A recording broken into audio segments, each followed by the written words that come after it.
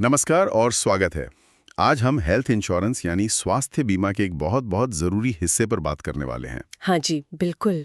Policy मिलना और फिर ज़रूरत पड़ने पर क्लेम मिलना।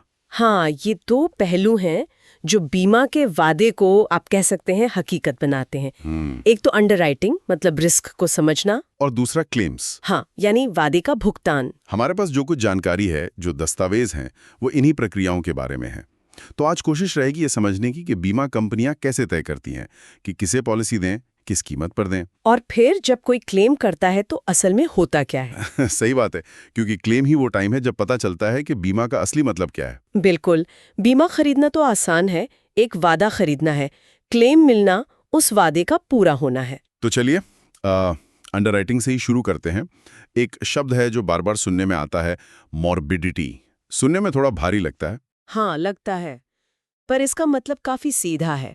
मॉर्बिडिटी मतलब किसी के बीमार पड़ने की संभावना। रिस्क कितना है? हाँ, बस किसी व्यक्ति या फिर किसी ग्रुप के बीमार होने का कितना चांस है।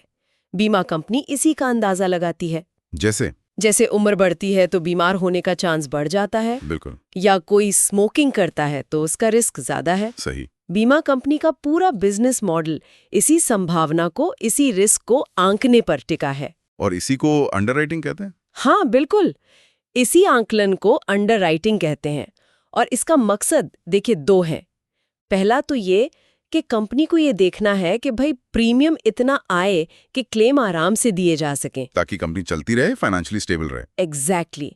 और दूसरा एक और चीज होती है एडवर्स सिलेक्शन, उससे बचना। एडवर्स सिलेक्शन, ये वो सिचुएशन है कि कहीं ऐसा ना हो कि सिर्फ बीमार लोग ही बीमा खरीदें और जो हेल्दी हैं वो क्या, हमें क्या जरूरत। बिल्कुल सही पुल्क है। अगर ऐसा हुआ ना तो क्लेम इतने ज्यादा आएंगे कि प्रीमियम सबके लिए बहुत बढ़ जाएगा। और फिर हेल्दी लोग और दूर भागेंगे। हाँ, पूरा सिस्टम गड़बड़ा सकता है। तो अंडरराइटिंग इसी बैलेंस को बनाने की कोशिश है। रिस्क को ठीक से समझो ताकि प्रीमियम सही रहे। तो ये रिस्क समझने के लिए क्या क्या देखा जाता है, मतलब किन फैक्टर्स पर ध्यान देते हैं? कई चीजें हैं। कुछ तो ऐसी हैं जो हमारे हाथ में नहीं, जैसे उम्र है, जेंडर है। फैमिली हिस्ट्री, परिवार में कोई बीमारी। हाँ, फैमिली हिस्ट्री। फिर आती हैं आदतें, लाइफस्टाइल, जैसे स्मोकिंग, ड्रिंकिंग, ये सब। आपका काम क्या है, मतलब प्रोफेशन। वो भी अच्छा। हाँ, क्योंकि कुछ प्रोफेशन में रिस्क ज्यादा होता है। फिर आपकी अभी की हेल्थ कैसी है, पहले कोई बड़ी बीमारी या सर्जरी हुई हो, यहाँ तक कि आप रहते कहाँ हैं, हो ये सब मिलकर एक पूरी पिक्चर बनाते हैं। इसी से कंपनी अंदाजा लगाती है कि भाई बीमार पड़ने का रिस्क कितना है। तो मतलब साफ है, कोई 25 साल का फिट सॉफ्टवेयर इंजीनियर है, उसे शायद कम प्रीमियम देना पड़े। हाँ, बिल्कुल। और मान लीजिए कोई 55 साल के हैं, उन्हें डायबिटीज है, तो उनका रिस्क ज्यादा माना जाएगा और प्रीमियम भी ज्यादा होगा। बिल्कुल यही लॉजिक है। और ये सारी जानकारी लेने के लिए कंपनी कुछ तरीके अपनाती है। जैसे सबसे जरूरी है प्रपोजल फॉर्म, जिसमें हम सारी डिटेल्स भरते हैं। हाँ। फिर उम्र का प्रूफ देना होता है। कभी कभी फाइनेंशियल डॉक्यूमेंट्स भी मांग सकते हैं, ये देखने के लिए कि प्रीमियम रेगुलरली दे पाएंगे या नहीं। और मेडिकल टेस्ट्स, वो हमेशा होते हैं। नहीं, जरूरी नहीं।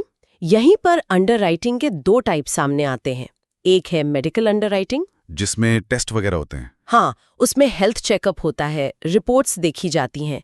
ये अक्सर तब होता है जब उम्र ज्यादा हो या बीमा की रकम ज्यादा चाहिए हो, या फिर हेल्थ हिस्ट्री में कुछ ऐसा हो जिस पर कंपनी और जानना चाहे। और दूसरा टाइप? दूसरा है नॉन मेडिकल अंडरराइटिंग। इसमें यूजुअली कोई मेडिकल टेस्ट नहीं होता। अच्छा। कंपनी आपके प्रपोजल फॉर्म में दी गई जानकारी पर ही भरोसा करती है।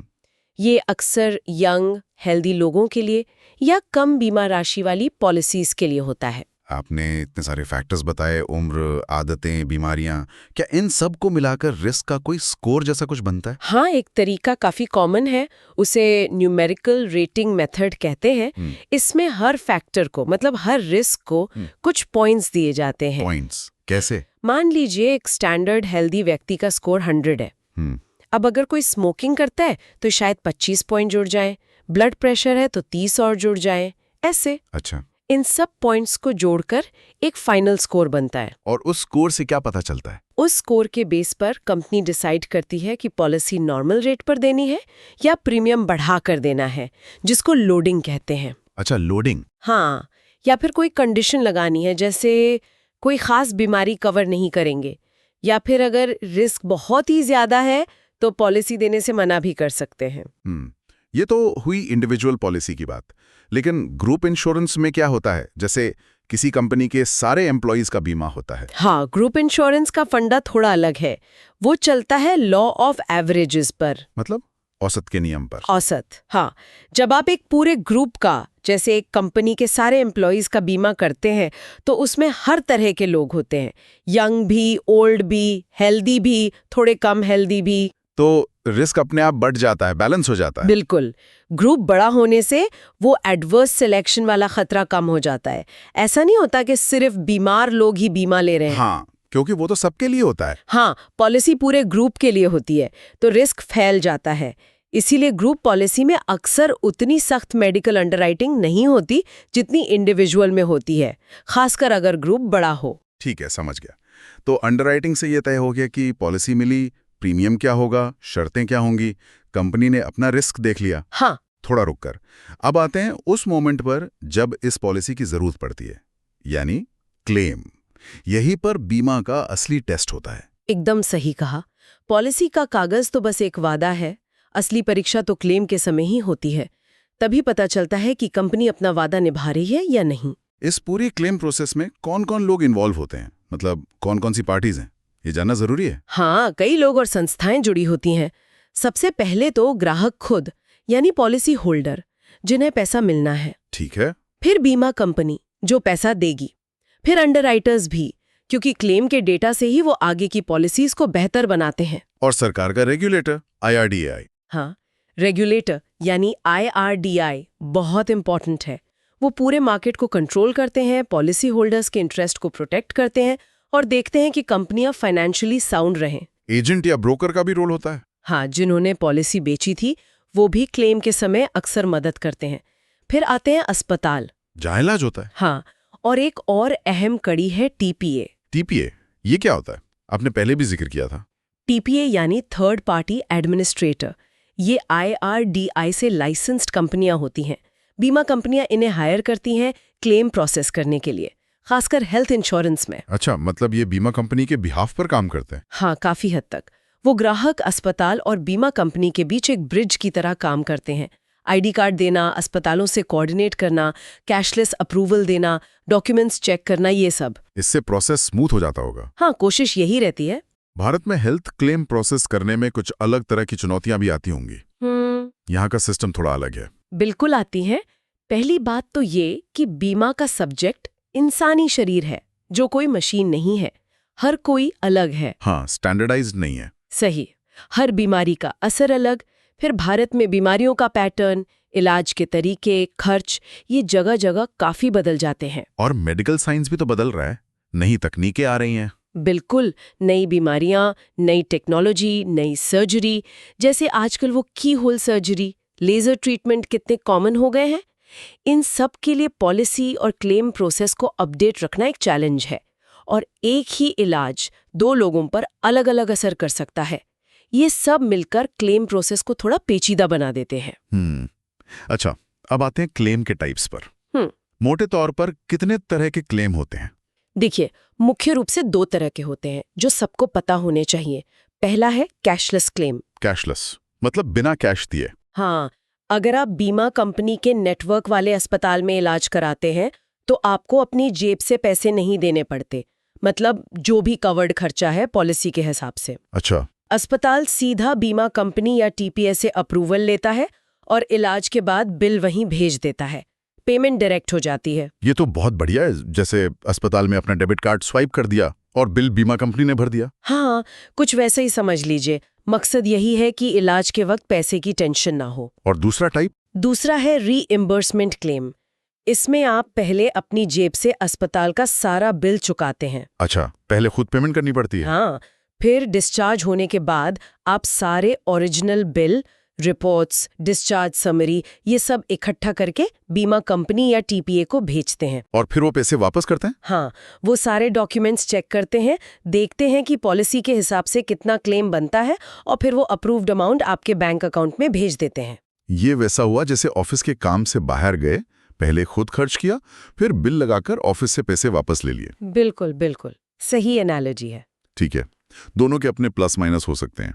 अब जरा एक क्लेम की जो प्रोसेस है इसे थोड़ा और समझते हैं। मान लीजिए किसी को अस्पताल में भर्ती होना पड़ा। जी, स्टेप्स क्या होते हैं? प्रोसेस के कुछ मेन स्टेप्स होते हैं। सबसे पहला और सबसे जरूरी है सूचना देना, इंटिमेशन। कंपनी को इन्फॉर्म करना। हाँ, अगर हॉस्पिटलाइजेशन प्लान किया हुआ है, जैसे कोई सर्जरी पहले से तय है, तो कंपनी या टीपीए को कुछ दिन पहले बताना होता है। और इमरजेंसी में? इमरजेंसी में भर्ती होने पर भी आमतौर पर 24 से 48 घंटे के अंदर इन्फॉर्म करना जरूरी होता है। ये टाइम लिमिट पॉलिसी में लिखी होती है। ओके, इन्फॉर्म करने के बाद फिर होता है रजिस्ट्रेशन। आपके क्लेम को एक नंबर मिल जाता है। इसके बाद शुरू होती है डॉक्यूमेंट्स की वेरिफिकेशन। क्या क्या चेक होता है? देखा जाता है कि इलाज पॉलिसी में कवर है या नहीं, बिल ठीक है, रिपोर्ट्स पूरी हैं। फिर बिलिंग की डिटेल्स देखी जाती हैं, किस चीज पर कितना खर्चा हुआ, पॉलिसी में उसकी लिमिट क्या है, कौन सी चीजें कवर नहीं होती। वो नॉन पेएबल आइटम्स। हाँ, IRDAI ने उनकी लिस्ट भी स्टैंडर्डाइज की है। फिर आजकल बीमारियों और प्रोसीजर्स के लिए कोड्स इस्तेमाल होते हैं, ICD कोड्स, CPT कोड्स। अच्छा, कोडिंग। हाँ, इससे प्रोसेस में यूनिफॉर्मिटी आती है। इन सब के बेस पर क्लेम प्रोसेस होता है। मतलब ये तय होता है कि क्लेम पास होगा या नहीं, और होगा तो कितने अमाउंट का। और आखिरी स्टेप? आखिरी स्टेप है पेमेंट या फिर डिनाइल। अगर क्लेम अप्रूव हो गया तो पैसा या तो सीधे अस्पताल को जाएगा कैशलेस में, या ग्राहक के अकाउंट में रीएम्बर्समेंट में।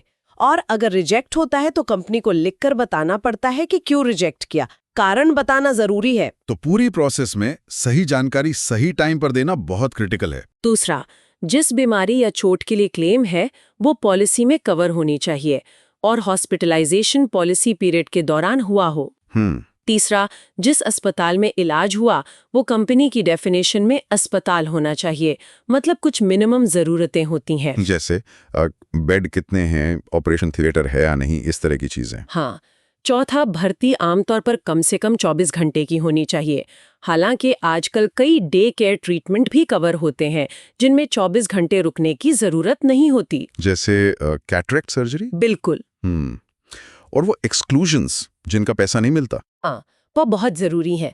हर पॉलिसी में कुछ एक्सक्लूजन्स होते हैं, मतलब वो चीजें जिनका खर्च कंपनी नहीं देगी। और साथ ही वेटिंग पीरियड यानी प्रतीक्षा अवधि का भी ध्यान रखना होता है। वेटिंग पीरियड और एक्सक्लूजन के कुछ कॉमन उदाहरण दे सकती हैं? जरूर। सबसे कॉमन है प्री एग्जिस्टिंग डिजीज, मतलब वो बीमारियां जो पॉलिसी लेने से पहले से थीं। अच्छा। इनका कवर अक्सर पॉलिसी शुरू होने के कुछ साल बाद मिलता है, आमतौर पर 2 से 4 साल, मतलब 48 महीने। 4 साल तक पुरानी बीमारी का क्लेम नहीं मिलेगा? आमतौर पर नहीं।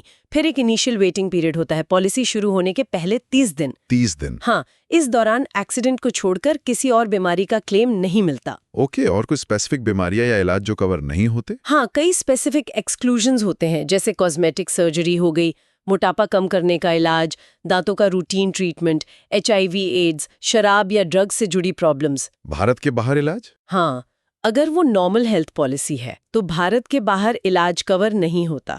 डेंजरस स्पोर्ट्स से लगी चोटें, सुसाइड अटेम्प्ट या सिर्फ डायग्नोसिस के लिए भर्ती होना। मैटरनिटी कवर भी अक्सर अलग होता है या उसमें वेटिंग पीरियड होता है। ये लिस्ट तो काफी लंबी है। हाँ, इसलिए पॉलिसी डॉक्यूमेंट ध्यान से पढ़ना बहुत जरूरी है, खरीदते समय भी और क्लेम करते समय भी। और क्लेम के लिए सही डॉक्यूमेंट्स देना भी उतना ही जरूरी है जैसा आपने कहा। बिल्कुल। सही और पूरे डॉक्यूमेंट्स होंगे तो प्रोसेस स्मूथ रहेगा, वरना देरी हो सकती है या क्लेम रिजेक्ट भी हो सकता है। क्या क्या डॉक्यूमेंट्स लगते हैं आमतौर पर? मेन डॉक्यूमेंट्स में है original discharge summary.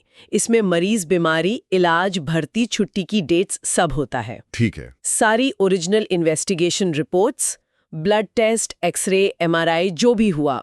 Original bills, इसमें फाइनल बिल भी और हर खर्चे का डिटेल ब्रेकअप भी चाहिए होता है। मतलब आइटम वाइज बिल। हाँ, और पेमेंट की रसीद, अगर रीइंबर्समेंट क्लेम है तो एक ड्यूली फिल्ड और साइन किया हुआ क्लेम फॉर्म, जिसमें सारी डिटेल्स होती हैं। हाँ, पॉलिसी, मरीज, अस्पताल, बैंक डिटेल्स और ID प्रूफ की कॉपी। एक्सीडेंट वगैरह में FIR या MLC कॉपी भी लग सकती है। ये तो बिल्कुल वैसा ही है जैसे ऑफिस में रीइंबर्समेंट क्लेम करते हैं। अगर बिल सही नहीं, पूरे नहीं तो पेमेंट अटक जाती है। बिल्कुल सही। ट्रांसपेरेंसी और प्रूफ बहुत जरूरी है। हमने हेल्थ क्लेम्स पर काफी डिटेल में बात की। क्या पर्सनल एक्सीडेंट और ओवरसीज ट्रैवल इंश्योरेंस के क्लेम में कुछ अलग होता है? संक्षेप में। हाँ, थोड़ा फर्क होता है। पर्सनल एक्सीडेंट में क्लेम अक्सर एक्सीडेंटल डेथ या डिसेबिलिटी पर होता है, तो उसमें मेडिकल बिल्स के साथ साथ FIR, postmortem report, disability certificate जैसे डॉक्यूमेंट्स ज़्यादा ज़रूरी हो जाते हैं। अच्छा। और ओवरसीज ट्रैवल इंश्योरेंस में मेडिकल खर्चों के अलावा सामान खोना, फ्लाइट कैंसिल होना, पासपोर्ट खोना, ये सब भी कवर हो सकता है। उसमें प्रोसेस कैसे होता है? उसमें असिस्टेंस कंपनियां होती हैं जो विदेश में मदद करती हैं। अस्पताल से कोऑर्डिनेट करना, पेमेंट गारंटी देना। डॉक्यूमेंट्स में पासपोर्ट, वीजा की कॉपी भी लगती है। इन सब में फ्रॉड का रिस्क भी रहता होगा, धोखाधड़ी। अनफॉर्चुनेटली हाँ। हेल्थ में जैसे कोई और आपकी पॉलिसी पर इलाज करा ले, या बिल बढ़ा चढ़ाकर बनवा लिए, या OPD को भर्ती दिखा दिया। ऐसे ही PA या ट्रैवल में भी फेक डॉक्यूमेंट्स या गलत कहानी बनाने के मामले हो सकते हैं। इसीलिए कंपनियां सस्पेक्टेड क्लेम्स की जांच करती हैं। ये सारी जानकारी वाकई बहुत काम की है। इससे क्लेम के वक्त शायद थोड़ी आसानी हो। एक बात जो शायद श्रोताओं को सोचनी चाहिए, हाँ, अगर कल को अस्पताल जाना पड़े तो क्या उनकी पॉलिसी में कैशलेस की सुविधा है? क्या उन्होंने अपने आसपास के नेटवर्क हॉस्पिटल देखे हैं? ये छोटी छोटी चीजें उस वक्त बहुत काम आती हैं। बिल्कुल। तैयारी और जानकारी ही आपको परेशानी से बचा सकती है। तो आज हमने हेल्थ इंश्योरेंस के 2 बहुत जरूरी पिलर्स, अंडरराइटिंग और क्लेम्स को समझने की कोशिश की। देखा कि कंपनी रिस्क कैसे देखती है, मॉर्बिडिटी, एडवर्स सिलेक्शन क्या है, प्रीमियम किन बातों पर डिपेंड करता है। हाँ, और फिर क्लेम प्रोसेस को स्टेप बाय स्टेप समझा। कैशलेस, रीएम्बर्समेंट का फर्क, जरूरी डॉक्यूमेंट्स, TPA का रोल, और क्लेम रिजेक्ट क्यों हो सकता है, वेटिंग पीरियड, एक्सक्लूजन्स, इन सब पर बात की। उम्मीद है इस बातचीत से पॉलिसी और क्लेम प्रोसेस को समझने में मदद मिली होगी। हाँ, उम्मीद तो यही है। जाते जाते एक सवाल है मेरे मन में, अगर इजाजत हो तो। हाँ, जरूर। हमने आज की प्रोसेस समझी, लेकिन मेडिकल साइंस और टेक्नोलॉजी देखिए कितनी तेजी से बदल रही है। AI सर्जरी में मदद कर रहा है, टेलीमेडिसिन कितनी कॉमन हो गई है। हाँ, बिल्कुल। तो सोचने वाली बात यह है कि भविष्य में ये बदलाव हेल्थ इंश्योरेंस की अंडरराइटिंग और क्लेम प्रोसेस को कैसे बदलेंगे? क्या सब और आसान होगा या शायद और कॉम्प्लेक्स? ये सोचना इंटरेस्टिंग होगा। वाकई ये एक बहुत वैलिड पॉइंट है। भविष्य में क्या होगा यह देखना दिलचस्प रहेगा। खैर, आज इस पूरी बातचीत के लिए आपका बहुत बहुत शुक्रिया। शुक्रिया। और हमारे श्रोताओं का भी हमारे साथ बने रहने के लिए। अगली बार फिर मिलेंगे एक नए विषय के साथ। धन्यवाद।